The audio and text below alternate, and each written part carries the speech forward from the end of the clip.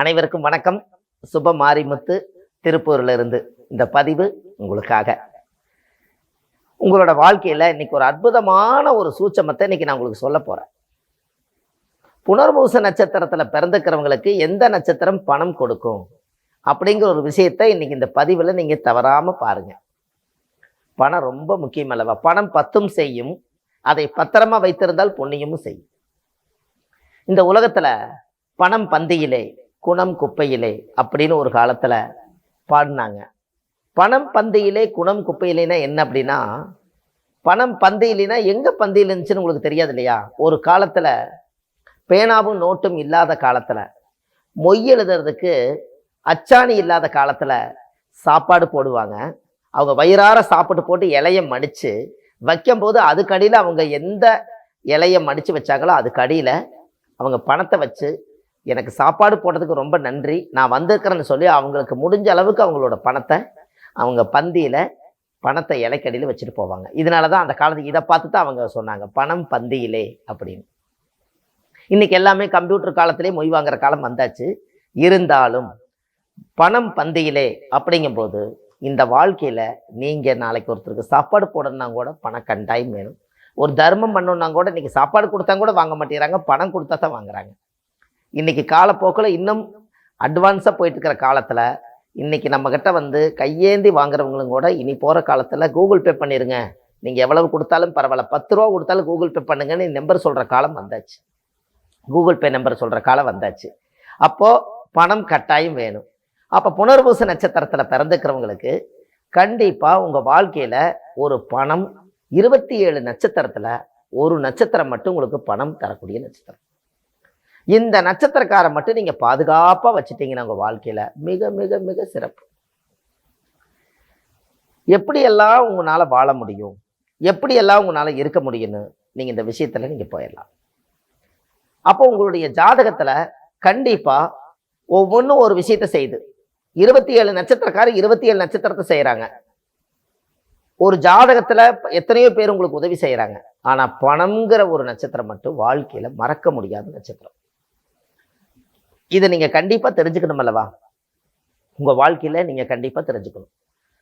இந்த புனர்பூச நட்சத்திரத்துல பிறந்திருக்கிறவங்க பூச நட்சத்திரக்கார வந்து அவங்க தொழில வச்சுட்டாலோ இல்லை அவங்க வீட்டு வேலைக்கு வச்சுட்டாலோ அவர் ஒரு நட்பா வச்சுக்கிட்டாலோ பணம் வந்துகிட்டே இருக்கு. இந்த சூட்சமோ யாருக்கிட்டையுமே நீங்க சொல்லக்கூடாது. ஒருத்தர் நம்ம வீட்டு வேலைக்கு வந்தாலும் கூட நீங்க செலெக்ஷன் பண்ணி எடுக்கலாம். புனர்பூச நட்சத்திரத்துல பிறந்திருக்கிறவங்க பூச நட்சத்திரமாமா நீ கடகராசியான்னு கேட்கலாம். ஆமாங்கன்னு சொல்லிட்டாங்கன்னா அன்னையிலேருந்து நீங்க காசு பணம் பொருளாதாரம் வீடு தேடி வர ஆரம்பிச்சிருச்சுன்னு அர்த்தம். ஆட்டோமேட்டிக்கா அது வர ஆரம்பிச்சு. அப்போ உங்களுடைய வாழ்க்கையில எத்தனை விஷயத்தை நீங்க செய்ய வேண்டியது இருக்குதுன்னு பாருங்க. அப்போ உங்களுடைய பூர்வ ஜென்மத்தினுடைய கர்மாவெல்லாம் நீங்கி நல்லபடியா உங்களுடைய வாழ்க்கை சுத்தமாகணும்னா கண்டிப்பா உங்களுடைய வாழ்க்கையில பூச நட்சத்திரத்தில் பிறந்த கடக ராசியில் பிறந்தவரை நீங்க நட்பா வச்சுட்டீங்கன்னா அன்னையில இருந்து பணத்தை பிடிச்ச தர்தனம் அன்னையோட முடிஞ்சுது. அப்போ இந்த பூச நட்சத்திரத்துல பிறந்துக்கிறவங்க அவ்வளவு சுலபமா நம்மளுக்கு கிடைக்க மாட்டாங்க.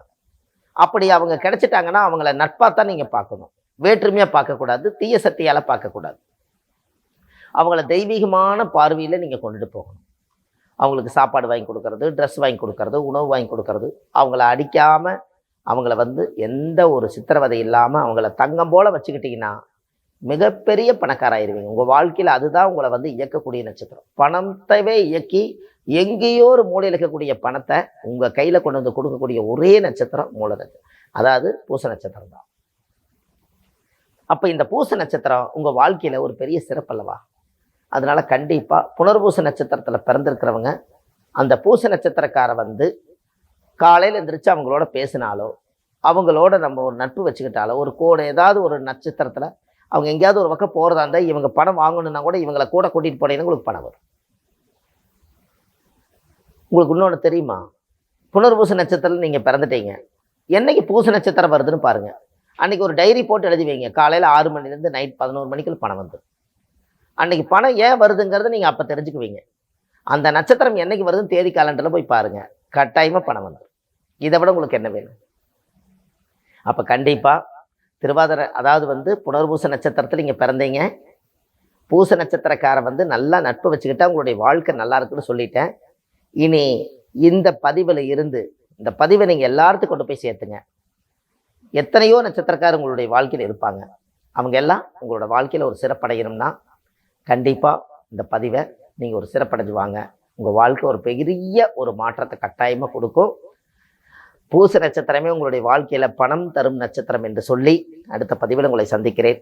சுப மாரிமுத்து, திருப்பூரிலிருந்து. நன்றி, வணக்கம்.